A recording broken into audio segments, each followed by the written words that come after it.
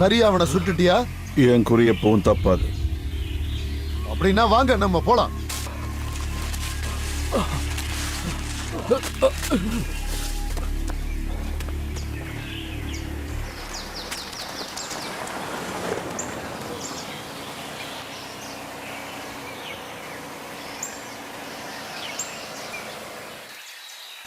எங்களை சுற்றாதீங்க, எங்களை சுற்றாதீங்க.